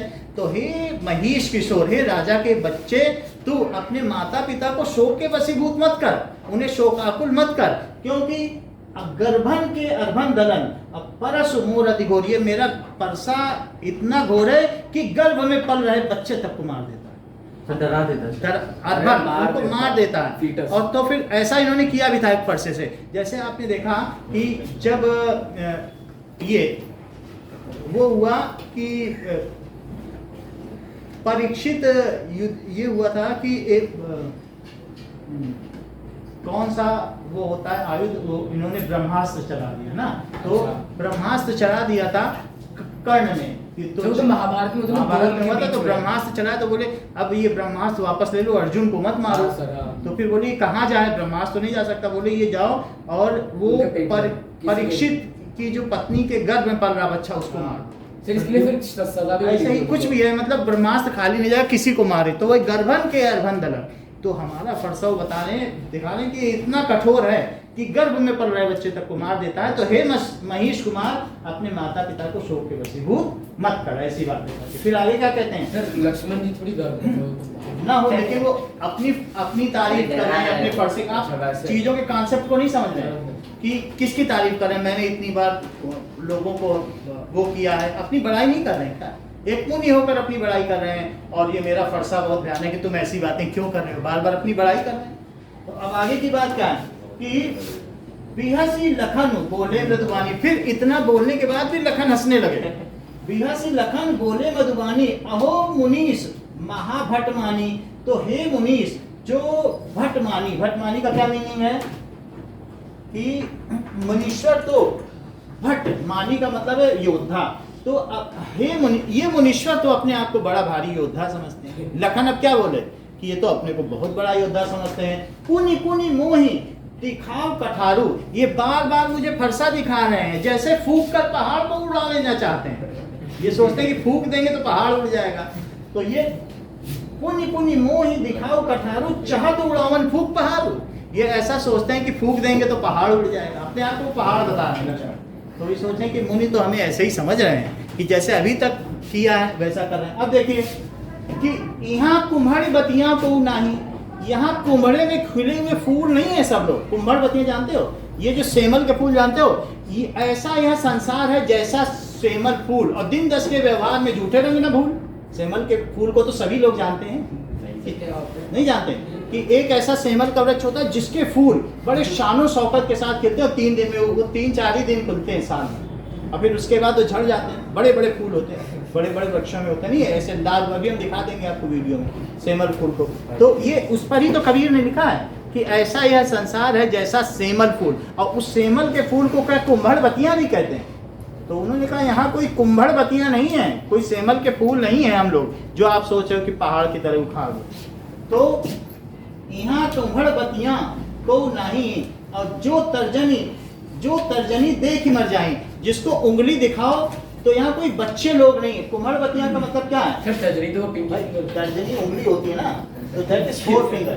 तो अब जरा देखो, यहाँ कोई कुम्भड़े की यहाँ कोई कुम्हड़ी यानी कोई कच्चा फल नहीं है जो तर्जनी को देखते ही मर जाती। जैसे कच्चे फल को अगर उंगली दिखा दो तो कहते हैं फल पका ना हो तो कहते हैं ये उंगली दिखाने से क्या होता है, फल को श्राप लग जाता है, वो मर जाता है। इसीलिए किसान अपनी कच्ची फसल, कच्चे गेहूं के खेत पे उंगली नहीं दिखाता, क्योंकि ये माना जाता है अशुभ कि कहीं क्या होगा कि इसी तरीके से कच्ची अमियाँ होती है तो उसको अगर कोई क्या कर दे, उंगली दिखा दे, तो कच्चे फल को उंगलियां दिखाने से वो मुरझा जाता है। तो वही कह रहे हैं यहाँ कोई कच्चा फल नहीं है जो बार बार आप फरसा दिखा रहे हो। यहाँ कुम्हड़ बत्तियां को नहीं, जे तर्जनी, इस 4 फिंगर को क्या कहते हैं, तर्जनी, मध्यमा, तर्जनी, मध्यमा, कनिष्का, ठीक है। और ये क्या है, इसको शंगुलिका कहते हैं, तो ये है, और ये अंगुष्ठा, तो 5 चीजें हैं कि नहीं भाई?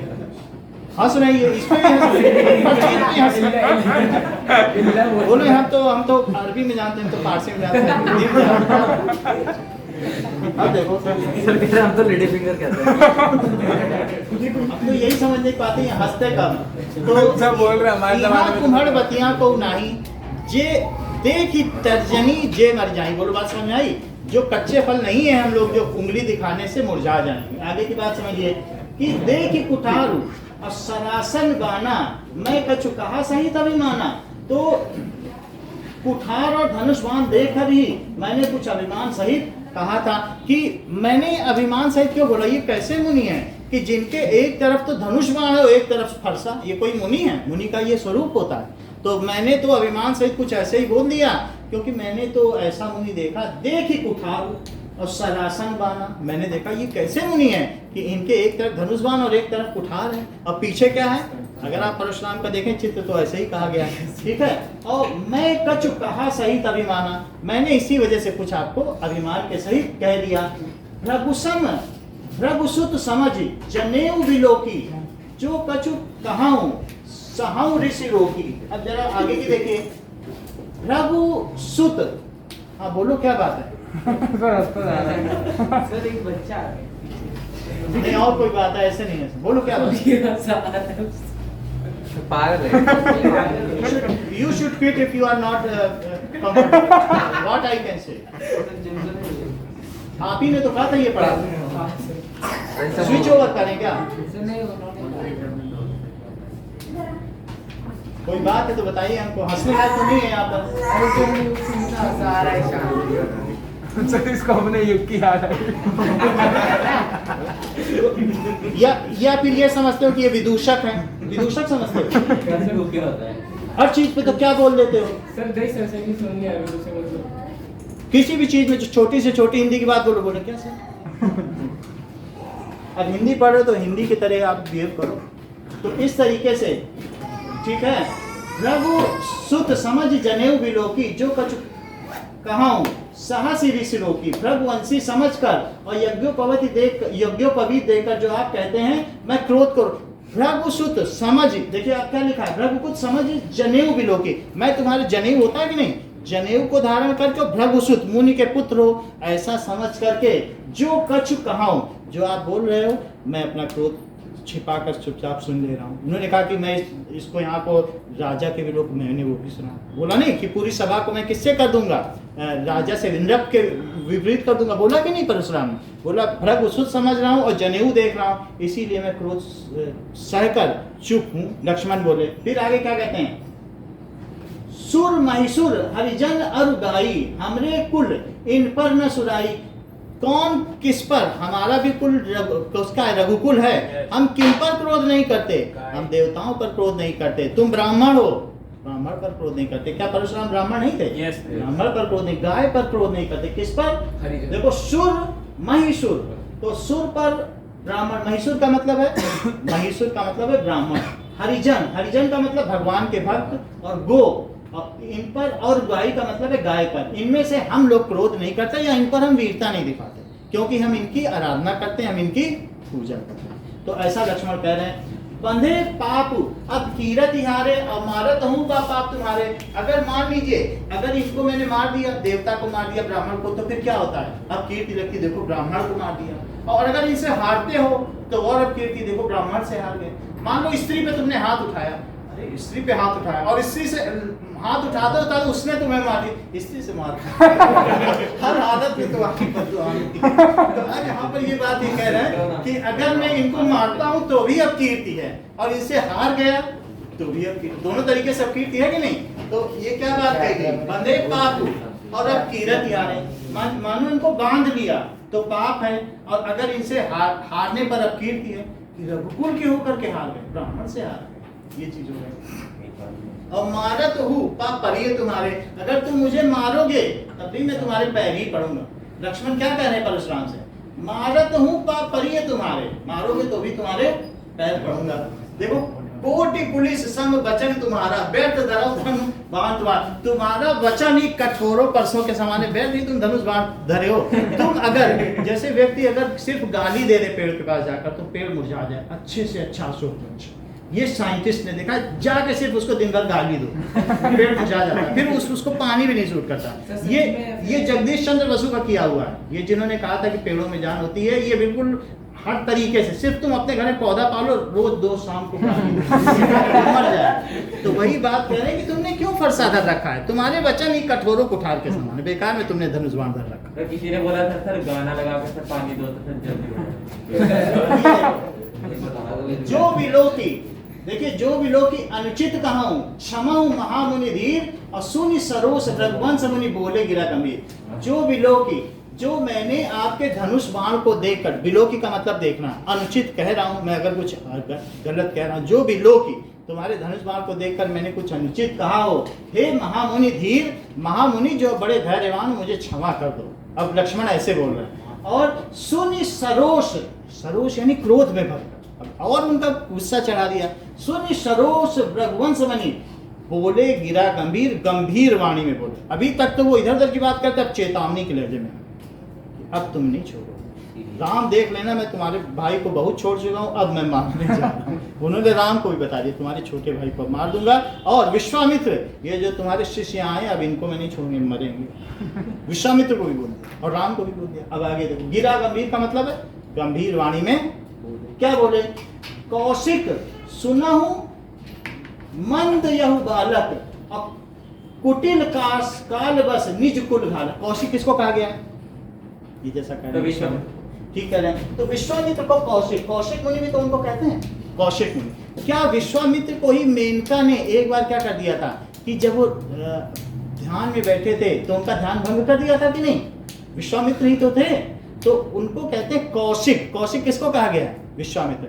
तो उन्हीं के विश्वामित्र ही तो दोनों बच्चों को वहां लेके आए थे स्वयंवर में, तो उन्होंने कहा कौशिक सुनो, हे विश्वामित्र सुनो, ये कौन है, कौशिक सुनो मंद यही बालक, ये बालक मंद है, इसकी बुद्धि कुंद हो चुकी है, मंद यही बालक, और कुटिल काल बस, ये काल के वशीभूत हो गया है, काल ने इसको बस में कर लिया, काल इसको खा जाएगा। काल तो जानते हो ना, जो नष्ट कर देता है। तो कुटिल काल बस और निज कुल घालक, ये अपने कुल का ही समूल नाश करने पे तुला हुआ। काल का घाल जब खुद ही चला जाएगा तो वंश समाप्त नहीं हो जाएगा।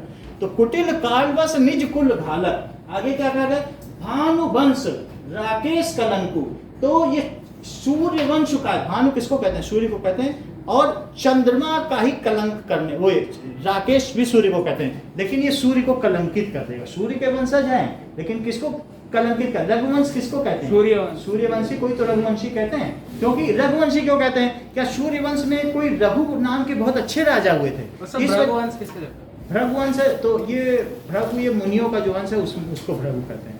अच्छा, रघुकुल भी क्यों कहते हैं और सूर्यवंशी भी क्यों कहते हैं, क्योंकि रघु बहुत प्रतापी राजा हुए थे सूर्यकुल में, इसलिए इनको रघुवंशी भी कहते हैं नाम। तो आपने बोला राम जो उन लोग रहते हैं वहाँ पर रघुकुल कहते हैं। रघुकुल किसको कहते हैं, क्या सूर्यवंश में एक राजा रघु हुए थे और रघु का महान प्रताप है, इसलिए इनको रघुवंशी भी कहते हैं, सूर्यवंशी, यही तो बात है ना। तो आप बोल रहे हैं इनको मुनि, तो भृगु किसे कहते हैं, एक भृगुकुल है कि रघुकुल, दो अलग अलग चीजें नहीं बताई आपको। रघुकुल राम, रघुकुल राम का, भृगुकुल है परशुराम का, ओके, अलग अलग है ना। भृगु ऋषि के ये पुत्र हैं, तो उन्हें भृगुकुल नहीं कहेंगे। भृगु ऋषि तो जानते हो, थोड़ी बहुत तो सबने पढ़ रखी है अपने, जो भी है हिंदू लोग को तब जानते हैं भृगु कौन है, भृगु मुनि, तो उन्हीं को। अब जरा इतना समझ में आ गया। तो अब ये देखो भानु, अब ये देखो काल कवल, यहाँ तक हो गया कि निज भानु वंश राकेश कलंक। क्या ये भानु का वंशज है, सूर्य वंश है, और सूर्य का ही कलंक करने वाला है, सूर्य को कलंकित कर रहा है। और इसके अलावा ये सूर्यवंश रूपी पूर्ण चंद्रमा का, यह सूर्यवंश रूपी भानुवंश और राकेश कलंक चंद्र का कलंक है। जैसे चांद पर कलंक होता है ना, चांद पर दाग नहीं होते, तो सूर्यवंश का है, लेकिन चंद्रमा के समान जैसे चंद्रमा पर दाग है, इसी प्रकार से ये सूर्यवंश का कलंक है। राकेश यहाँ चंद्रमा को कहा गया, ठीक है कि नहीं। भानुवंश राकेश कलंकु और निपट निरंकुश अबुध असंकु, यह बिल्कुल निपट निरंकुश है, यानी इस पर कोई लगाम नहीं है, कुछ भी बोले जा रहा है। निरंकुश समझते हो, जिस पर कोई अंकुश ना हो, जिस पर कोई लगाम ना हो, बागडोर नहीं होती घोड़े की अंकुश, तो इस पर ही निरंकुश है। और अबुध, बुद्धि भी नहीं, अबुध है। असंकु, असंकु का क्या मतलब है, क्या निडर है, किसी से डर ही नहीं रहा। निशंकु, काल कवलु कोई क्षण माही, कहा पुकारी खोरी मोही नाही, अभी ये क्षण भर में काल कवलु, क्या काल का ग्रास हो जाए, काल कवलु, काल कवलु का मतलब काल के ग्रास हो जाएगा। अब कहा पुकारी, मैं ये पुकार कर कह रहा हूँ, खोरी मोही नाही, फिर मेरा दोष मत देना कोई कि तुमने मार दिया, मैं पहले से बता दे रहा हूँ। आगे की बात, तुम हटका हूं जो चाहा उबारा, कहीं प्रताप बल रोष हमारा। तुम चाहो, राम से कहते हैं तुम हटका हूं, इसे बचा लो और इसको बताओ मेरा प्रताप क्या है। तुम हटका हूं जो चाहा उबारा, तुम चाहो तो इसे बचा लो, उबार लो। कैसे उबार लो, कहाँ प्रताप, इसको बताओ कि मेरा क्या प्रताप है, कहाँ प्रताप, बल रोष हमारा, मैं कितना क्रोधी हूँ, मेरा कितना बल है, ये सब लक्ष्मण को बताओ और इसको यहाँ से बचा के ले जाओ, ऐसा बता रहे हैं राम से। तो फिर अब लखन कहो मुनि सुजस तुम्हारा, तुम्हारी अछत को बरने पारा। देखो लखन कह रहे हैं कि लक्ष्मण कह रहे हैं हे भृगुकुल नाथ, हे मुनि तुम ही अपनी बात, अपनी तारीफ तुम ही कर दो, तुम्हारी अछत को बरने पारा, तुमसे अच्छा और कौन बता पाएगा, राम क्या बता कितनी बड़ी बात करें, है कि नहीं, ऐसे मजाक। बोले हे मुनि उनसे क्या कह रहे हो अपनी बड़ाई करने को। तो लखन कहूं, क्या बात कही लखन ने, मुनि सुजस तुम्हारा, तुम्हारा क्या यश है, तुम्हारी अछत को बरने पारा, तुमसे अच्छा और कौन बता पाएगा, है बात की नहीं। गजब है। हाँ, तो ये बता रहे तुम्हारी अछत को बरने पारा, अपने अपने मुंह तुम आपन करनी, बार अनेक बहुत बनी धरनी, अपने मुंह तो तुमने अनेक बार अपनी बड़ाई कर दी, और भी कर लो।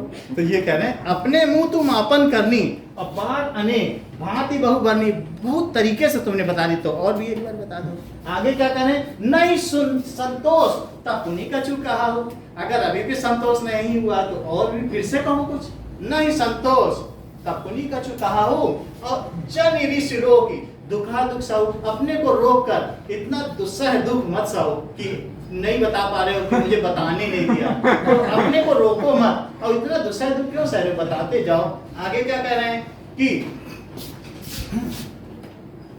वीर व्रती तुम क्षीर अछोभा और गाली देत न पावं शोभा। क्या बात कही गई है कि वीरता का व्रत धारण करने वाले हो, आप तो वीर व्रती हो ना, और तुम क्षीर अशोभा, तुम धैर्यवान हो और क्षोभ रहित हो, यानी तुम्हें किसी प्रकार के किसी तरीके का क्षोभ यानी क्रोध, क्षोभ रहित हो यानी असंतोष नहीं, क्षोभ किसको कहते हैं, असंतोष। तुम धीर हो और तुम्हें किसी चीज का असंतोष नहीं है, और गाली देता, ऐसा व्यक्ति जो धैर्यवान होता है वो गाली देता शोभा नहीं पाता। गाली कौन देता है, अगर हम किसी को गाली देते हैं इसका मतलब है हम हार गए। जो वीर व्यक्ति वो काट देता है किसी को, वो गाली नहीं देता किसी को। तो कहते हैं गाली दे, तुम इतने बड़े वीर हो, धीर हो, और तुम हमको इस तरीके से बोल रहे हो कि ये कुल कलंक है, कुल घातक है, ये राकेश कलंक है, गाली देते हुए तुम शोभा नहीं देते हो, और फिर भी तुम्हें कुछ अपने बारे में कहना है तो कह लो, ये बात कह रहे हैं कि नहीं। तो गाली दे, गाली किसको दे रहे हैं वो, क्या लक्ष्मण को नहीं दे रहे हैं, गाली देत न पाओ शोभा, गाली देते तुम अच्छे नहीं लगते।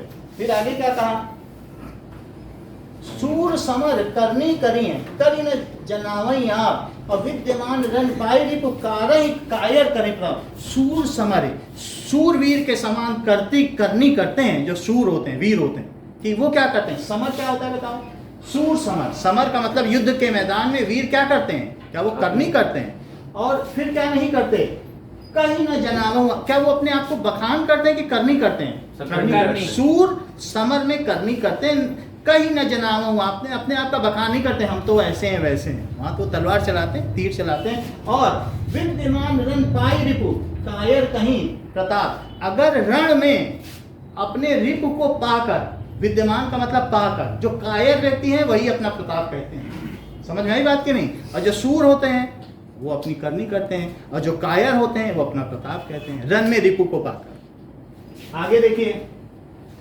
तुम तो हाँ को जन बुलावा, बार बार लोग बुलावा, तो ऐसा लग रहा है जैसे काल को बुला के लाया, जैसे गाय नहीं हकाई जाती है, तो तुम ऐसे काल को बुला के लाए हो और मुझे रोक रोक के बुला रहे हो कि काल इसको मारो, हका के ला रहे हो गाय को। तो क्या है, मानो काल को हाँक कर बार बार उसे मेरे लिए बुलाते, काल आओ इसे मारो। तुम तो काल हाँक जन बुलाओ, मानो ऐसा लगता है तुमने काल को हका के लाए और बार बार मोहि लागे बुलावा, मेरे पास बुला रहे हो। सुनत लखन के वचन कठोरा, परसु सुधारे धरे कर गोरा। लक्ष्मण के इतने कठोर वचन सुनकर उन्होंने परसे को और संभाल लिया, परसु सुधारे, और सुधार कर परसे को और अच्छे से पकड़ कर अब वो बोले, क्या बोले कि नाउ अब जन दे दोष मोहि लोगु, अकटवादी बालक बद जोगु। अब कोई मुझे लोग दोष ना दें। परशुराम फिर क्या बोले, अब कोई मुझे दोष मत दे, ये कटुवादी जो बालक है क्या ये वध के योग्य हो चुका है? वध जोगु, वध के योग्य हो चुका। कटुवादी तो है ही लक्ष्मण। अब आगे क्या है, बाल विलोकी बहुत मैं बाँचा, अब ये यहु मरण निहार भाषाचा। बच्चा जानकर मैंने इसे बहुत बचाया, लेकिन अब ये मरणहार है। मरणहार का मतलब बिल्कुल मरने वाला है। और ये आगे क्या कह रहे हैं, भा साचा, अब बिल्कुल सचमुच ये मरने ही वाला है ना। मरण निहार भा साचा, कौशल की कहा क्षमऊ अपराधु, बाल दोष गुण गाय न साधु। जो साधु लोग हैं वो बच्चे के बाल दोष न देखकर उसे क्षमा कर देते हैं। कौशिक कौन है, क्या विश्वामित्र है? तो कौशिक हे विश्वामित्र ने कहा, देखो विश्वामित्र ने कहा क्षमा कर दीजिए अपराध, बच्चों के तो गुण दोष नहीं देखे जाते, आप इसे मत मारो। विश्वामित्र किसके गुरु हैं? क्या राम लक्ष्मण के हैं? तो खर कुठार मैं अकरुण को ही आगे अपराधी गुरुद्रोही। तो परशुराम ये क्या बोल रहे हैं, खर कुठार यानी तीखी दार का कुठार, मैं दया रहित और क्रोधी, इस गुरुद्रोही और अपराधी मेरे सामने। अब खर कुठार में अकरुण को ही, मेरे पास ये कठोर कुठार है और मैं अकरुण को ही, मैं तो अकारण क्रोध करने वाला मुनि हूँ। परशुराम क्या कह रहे हैं, मैं अकारण क्रोध करने वाला मुनि हूँ। और आगे और मेरे सामने कौन खड़ा है, क्या ये गुरुद्रोही खड़ा है? और मैं ये खर है कुठार, ये कठोर कुठार है, और मैं कैसा हूँ, अकारण क्रोध करने वाला हूँ। और ये कौन है, मेरे सामने गुरुद्रोही खड़ा है। अब जरा देखिए, उतर देत छोड़ा बिनु मारे, केवल कौशिक सील तुम्हारे। मैं इसको फिर भी नहीं मारता। क्या बोले अंत में, मैं इसे नहीं मारो, सिर्फ तुम्हारे धैर्य की वजह से, तुम्हारी शीलता, तुम्हारी क्षमा को देखते हुए नहीं मारा। अब फिर उन्होंने को बोल दिया न तो एक काट कुठार कठोरे, बुरा ही उड़नी होत सब थोड़े। अगर नहीं तो मैं इसे मार देता और अपने गुरु के ऋण से उऋण हो जाता। गुरु ने कहा था कि सारे तुम क्षत्रियों को मार डालो, और मैं तो इसे मार के अपने गुरु के ऋण से उऋण हो जाता हूँ। लेकिन फिर भी मैं इसे किस लिए छोड़ रहा हूँ, ये कौशिक तुम्हारे शील के वशीभूत होगा, क्योंकि तुम बहुत क्षमावान हो। कौशिक विश्वनाथ को विश्वामित्र इतनी बात समझ आई। अब गाद सुनो का हृदय हसी मुनई हरि हरि सूज अयमय खार न ऊक मऊ अजऊ न बूझ बूझ। अब इसके आगे ये बहुत है, लेकिन फिर भी 2 मिनट के लिए मैं आपको इसका जो रामचरितमानस है उसका परशुराम संवाद देखिए, वो बहुत अच्छा है। सर फोन पूरे टाइम इस साइड ही था। क्या सर, फोन सब वीडियो मतलब इस साइड ही था, ब्लैक बोर्ड व्हाइट बोर्ड की तरह। अच्छा, चलो कोई बात नहीं। देखो अब देखिए, लक्ष्मण परशुराम संवाद। अब देखो 2 मिनट देखिए, इसमें सबसे अच्छा दिखाया गया हमारे संस्कार और नहीं चल सकता। तुम समझते हो कि अपने आप थोड़ा देखो को कहने से तुम परशुराम का भी सामना कर सकते हो। तो उठाओ शस्त्र और मेरे साथ युद्ध करो। मैं तुम्हें निहत्था नहीं मारूंगा, वीरोचित मृत्यु का अवसर दूंगा। यदि रण में हमें कोई ललकारे तो क्षत्रिय धर्म के अनुसार हम उससे अवश्य लड़ेंगे, चाहे वह स्वयं काल ही क्यों ना हो। अब देखो इसमें वही बात कही गई है। उसने तो आपका कोई अपराध नहीं किया, आपका अपराधी मैं हूं। मेरे साथ युद्ध करो, मैं देखो। तुम्हें आपसे हारने में भी मेरी जीत है। विप्रवंश की अस्प्रभुताई देखो वही बात है। अभय होए जो तुम्हें डर है। इसमें उनका संवाद नहीं दिखाया सर है। मैं निकालूं सर, इसके पहले जो बड़ा वाला था सर उसमें बीच में आता है सर, वो 56 वाला नहीं सर, एक बार नीचे जाइए। हाँ सर ये 53 का नंबर अच्छा, इसमें आ रहा है। बीच में आ रहा है, छोड़ नहीं देखना। अरे हाँ भाई नहीं दिखा नहीं बस एक दो लाइन सर बीच में नहीं आता है सर, आगे सर बहुत आगे, अभी तो सर सर आगे बहुत आगे सर। इसे तोड़ने के लिए 3 एपिसोड लगते हैं। प्रतिज्ञा और कर आगे सर उसी के साथ राजकुमारी का नहीं सर इसका चलिए बात समझ में आ गई ना परशुराम बता इतना ही रखिए। Thank you sir, thank you welcome.